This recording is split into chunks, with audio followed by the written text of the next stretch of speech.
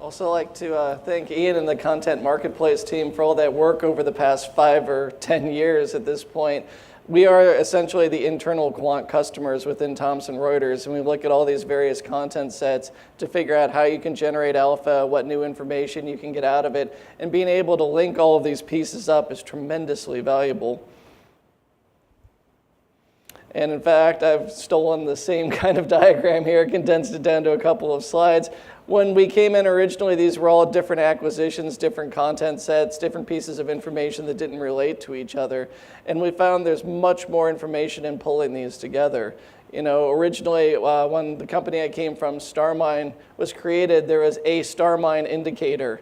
And about 4 or 5 years into the business, the company realized, hey, wait a minute, maybe we don't want one StarMine indicator. Maybe there's a lot of different ones that we can do.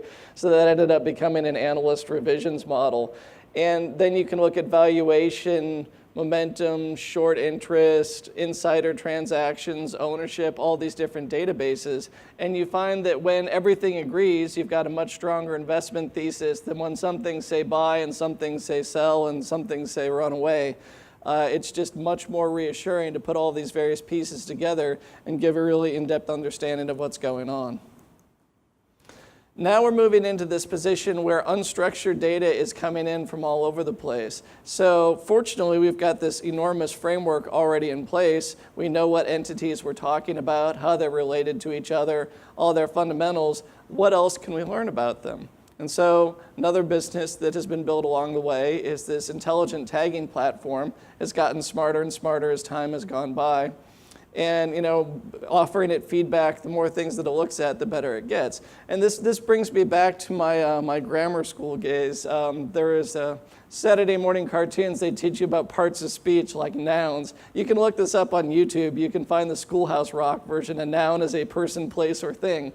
And that's essentially what we're going through and tagging these. We find companies, people, events, relationships, topics, locations, all these various bits of information, and then you can attach them to that giant network and see what else you're able to learn from these new pieces of information. And this can be, you know, things like filings or statements or transcripts, or it could be text messages or your own proprietary information, customer data that no one else is able to see. It could be a third-party source, but having this sort of tagging engine lets you put all these pieces together. Then you can, as Tim explained earlier, we have a giant graph database that you can understand all these various relationships, dig into them, play 6 degrees of separation from any third party that you're interested in, see who's caused trouble in one area and where they might cause trouble in another area going forward, and understand, you know, here's Tesla and all these various battery companies that they use. If one of them runs into trouble, eventually it's going to find its way back to the people who are building these cars. Now, as quants, it gets even a little bit more complicated for us because we have these entities themselves changing over time. So something we haven't really talked about, but as part of the quant platform that's being demonstrated downstairs, we understand how companies evolve. So here's an example of one company, AT&T. You know, when I was young, it was Ma Bell. And then they broke up the phone system into 6 different regional companies. And then they went off and bought each other and got cable companies and wireless companies and internet and television and all these other things.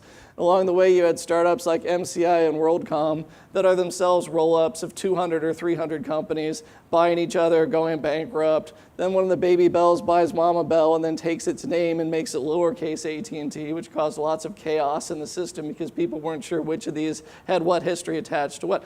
This is one company, and by the way, the one on the far left was the most widely held stock in the world at the time when this all started.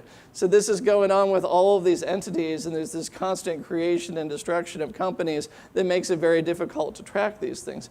Fortunately, we've helped convince data providers to stop deleting things when they go under, and you've now got a nice history of a lot of these dead companies, and you can go back and track what various pieces of information looked like at the right point in time.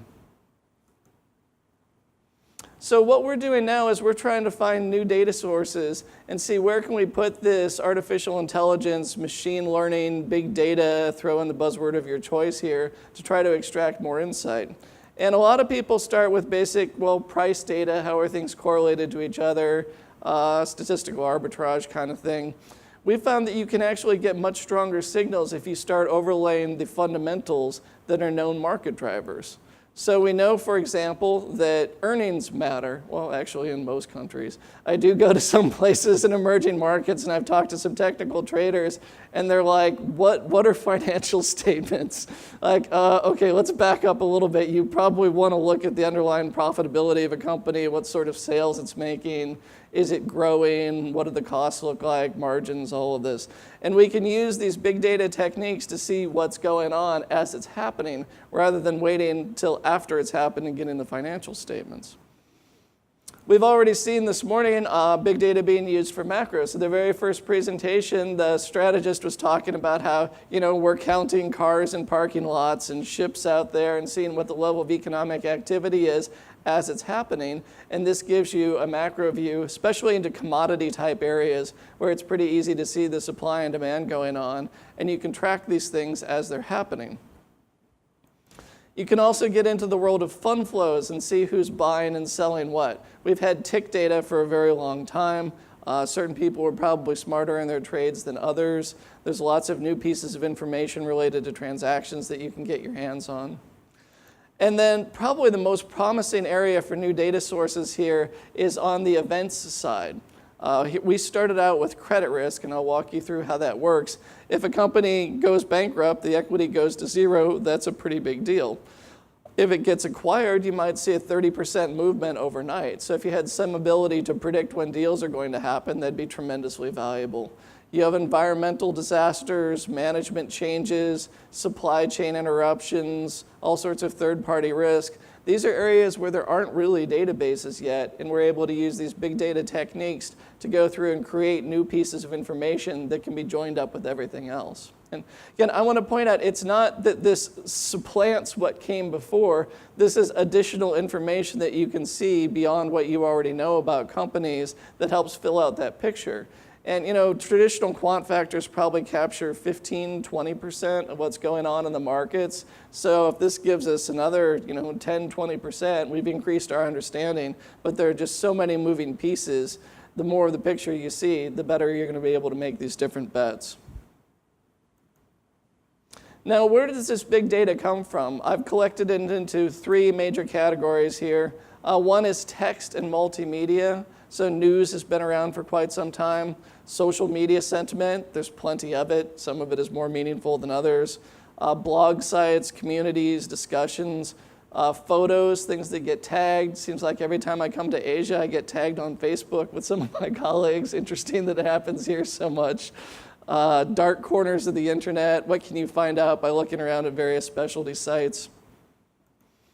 Then on the transaction side, you've got the buying and selling, back-end trade processing. Again, I think I heard some of this earlier today, that if you can get your hands on that order flow sooner after it happened rather than 4.5 months later, you can see what's being bought and what's being sold.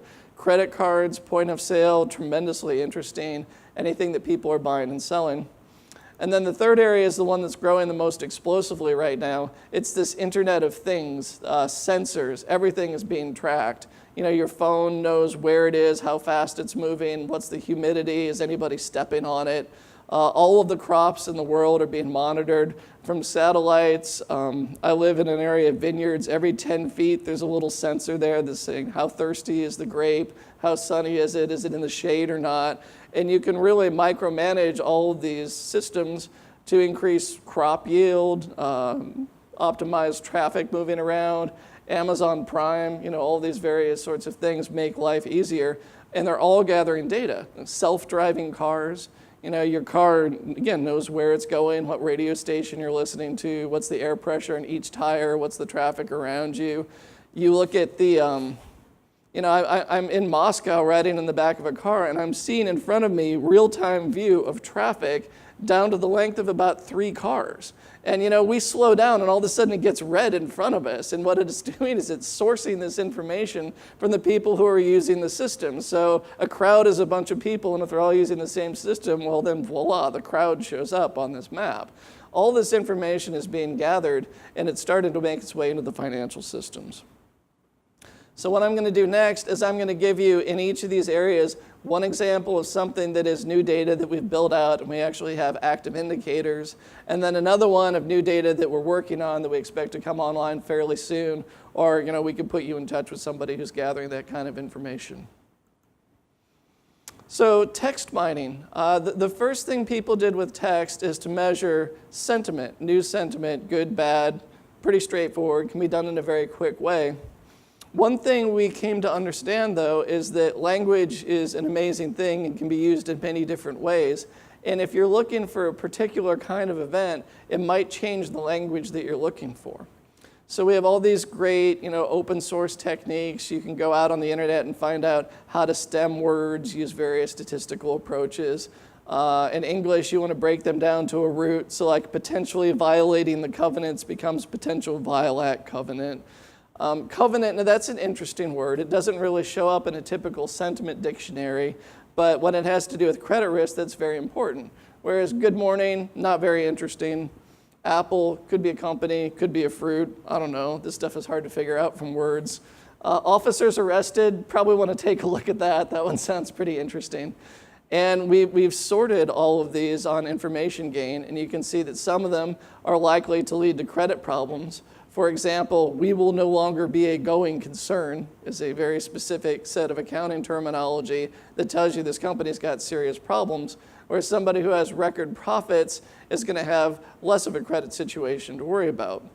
And this is fully operational at this point. One good example, I'm going to Tokyo next week, and it's kind of hard to go bankrupt in Japan. So if you really want to do that, what you want to do is buy a giant American company and have it lose $9 billion for you. And this is what I believe Toshiba has done. They bought Westinghouse Nuclear. And I saw a headline, it says, Toshiba delays earnings twice, files statements without auditor approval, warns of going concern risk. Like, wow, that's like 3 of our top 5 phrases from our credit risk model. So, if the information is out there, you can pick it up pretty quickly from these discussions that are happening. So where we're going next, third-party risk is tremendously important in this interconnected world, and we're all on each other's platforms.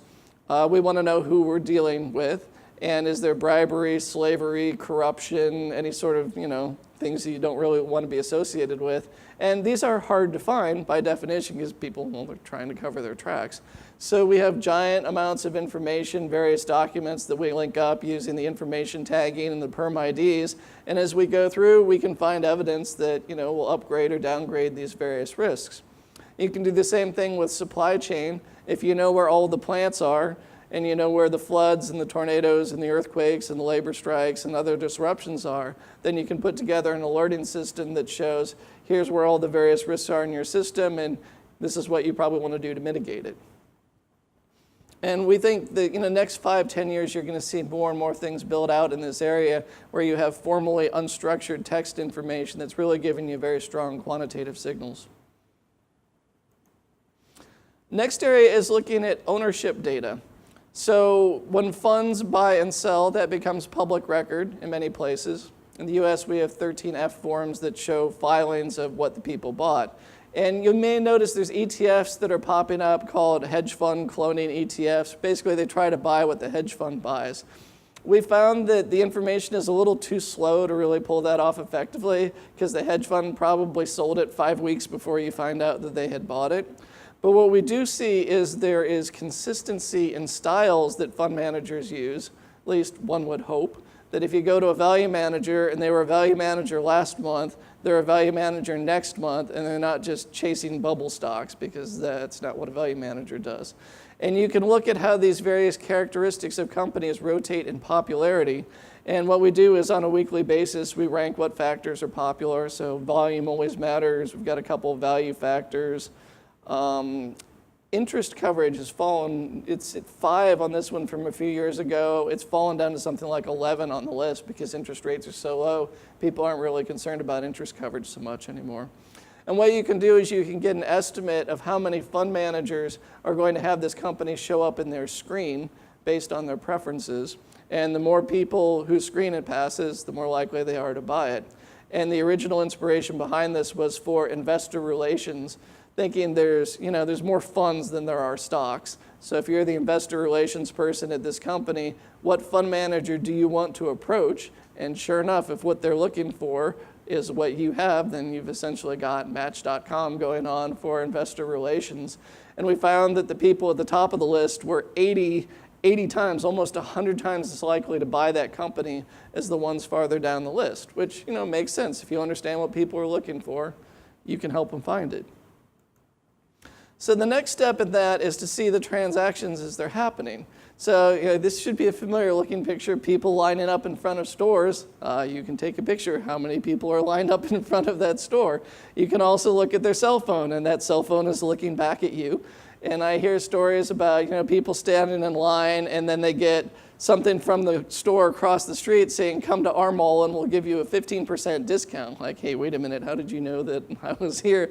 All that free Wi-Fi that you're using, all these devices know where you are, what you're buying, who you're talking to. Credit cards are particularly interesting. So there's an example in the US, people were, late night, they were working for the credit card company and said, hey, wait a minute, that store across the street, it sells burritos. This is Chipotle burritos. There may be one of them here. All they do is sell burritos. Maybe if we knew how many burritos they sold, we'd know if we should be buying or selling their stock. And they did this, and they turned a couple $100,000 into multiple millions before this operation got shut down. But literally, when the cash register rings, it shows up on these payment processing systems. And of course, hedge fund managers are going to be interested in this kind of activity. It is available in aggregate. So if you want to see overall retail sales or how do airlines look or do cars, that's available. It's not at that micro level of detail, but as time goes by, that's going to evolve. And the retailers themselves make tremendous use of this information. There's a famous case in the US, Target General Goods Store, started sending coupons to this family's house, and the father's looking through the mail and has a 17-year-old daughter. He's like, why are we getting coupons for diapers and cribs and strollers and all these other baby products? And he asks his daughter, and it's like, oh, I don't know. And so then eventually they contact the company, and he's asking Target, why are you sending my daughter these products? And they said, well, because she's pregnant. And it turns out they were right, that their data science had seen, she's looking at prenatal vitamins and things like this, and the algorithm figured out that she was pregnant before her own father did. So there's definite patterns that people show, and if you understand at the individual level, you can aggregate it up and see what people are doing in large amounts and give you tremendous information into what companies to buy and sell. In the commodity space, sensors are absolutely everywhere. Every patch of dirt that grows things, every single ship, every container. There's probably 8 companies that know what's been loaded into every container. The ones who loaded it, the ones who are tracking it, the ports, it gets checked into a country, it gets checked out of a country. Pictures are taken of it all the time. And you can aggregate tremendous information on supply and demand using this. So of course, the next natural step is the satellite imagery, and I think this has come up like 5 times already today. There are at least 3 or 4 major companies that will sell you satellite imaging right now, and it's a trade-off of, well, how close do you want to see? So, the most expensive one, you can see who's standing there. The next one, you can see that, okay, there's a person standing there, and then the next one, you can see a car. Well, maybe that's a car, maybe it's a building, and it gets cheaper on down the line. But they're getting launched at a tremendous rate. I heard a talk from one of these companies at a quant conference last month. There's a company in India that launched 400 satellites off of one rocket, plus a bunch of other stuff. And so you're seeing this massive exponential growth of cameras flying around in the sky taking pictures of everything.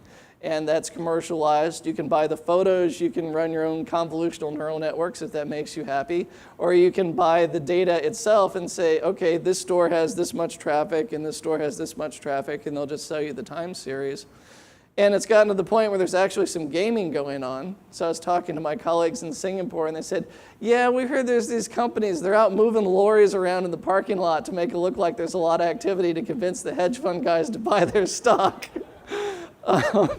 We also saw that example in the US with oil storage, that these big things, the roof goes up and down, and you can tell from the shadow how full the tank is. And you get this near perfect correlation of estimates of oil to what was actually in the system, and then it goes completely awry at some point about 18 months ago. And it's because they started storing oil in the pipeline system itself and underground where the satellites couldn't see it. So, it's this ongoing, basically, game of people trying to get more information than people trying to figure out what's going on with that. And the interesting thing about financial markets is you're dealing with people who react as you're observing them. So it's going to be a continual thing where you just need to keep gathering more and more of these pieces of information to stay on top of what's going on. So summary, we think there's a great opportunity here to use all these new technologies, machine learning, artificial intelligence, to find, tag, and link new data sources. And at the end of the day, it's using the machines to count stuff. And if you think about, well, what does quantitative finance mean? Quantitative means that you've put a number on it, you've counted it. And all these new technologies just give you new sources to look at, new ways of counting things that give you more and more information and a more complete picture. And so you can get ahead of the analysts at their own game, you can get ahead of the government numbers, you can get ahead of the ownership reports by getting this information directly, and it tremendously speeds up the flow of information. And we do have a few minutes here. I'm curious if any of you have got questions or certain information sources you'd be interested in pursuing. Anybody? Yep. I think someone is coming behind you to give you a microphone.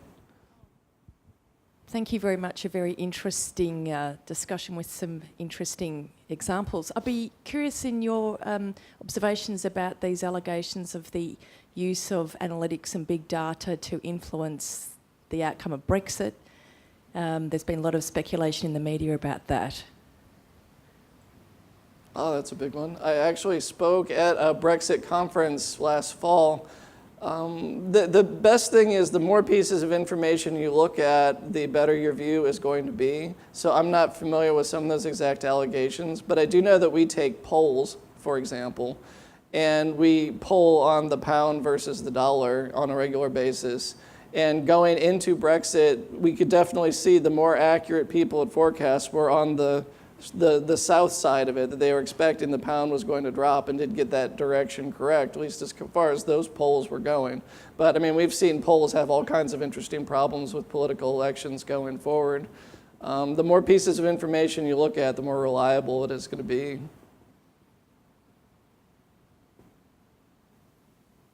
Other questions? That's another example to look at new data sources like short interest, because your traditional economic indicators can be fooled. If someone is actually committing fraud and doing a good job of it, the economic indicators are going to look great for that company, but if some hedge fund manager finds out and starts shorting the stock, you'll see this huge burst of short interest, and we've seen that play out quite a bit in some cases of fraud. Other questions? All right. Oh, we got one here. Stephen, how hard is it to get from, say, cell tower data to a signal about a stock? Is that trivial, or is there a lot of steps in that process? It's really hard. You have to think first about what you're trying to track. So there's certain industries that do better than others. So for example, everybody wants to know how many cars in the parking lot there are at Disneyland, because Disneyland is easy to observe. And you've got retailers, you've got car lots were an example of one that, we looked in the UK, out in the suburbs, you've got a car lot and they've only got a few locations, and you can easily track the level of activity on that. One of the problems is the cell companies weren't retaining their data again. So they'd only save it for 90 days and then they would purge it. And my understanding is they've figured out that this is valuable and they're starting to database it. But you need to,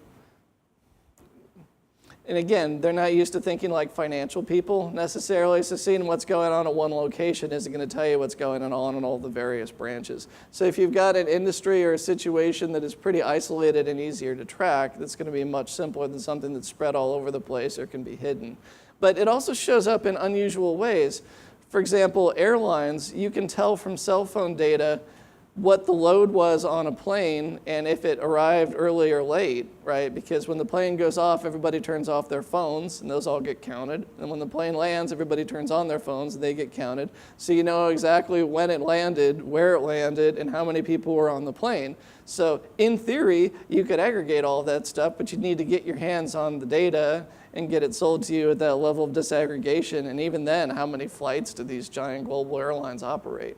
So knowing that the data is out there doesn't necessarily make this easy, and it's going to take a decade to really work its course. One thing I do know, I don't know how to get the whole word cloud thing going, but we do have a word cloud ready. Do we just pull it up on the screen?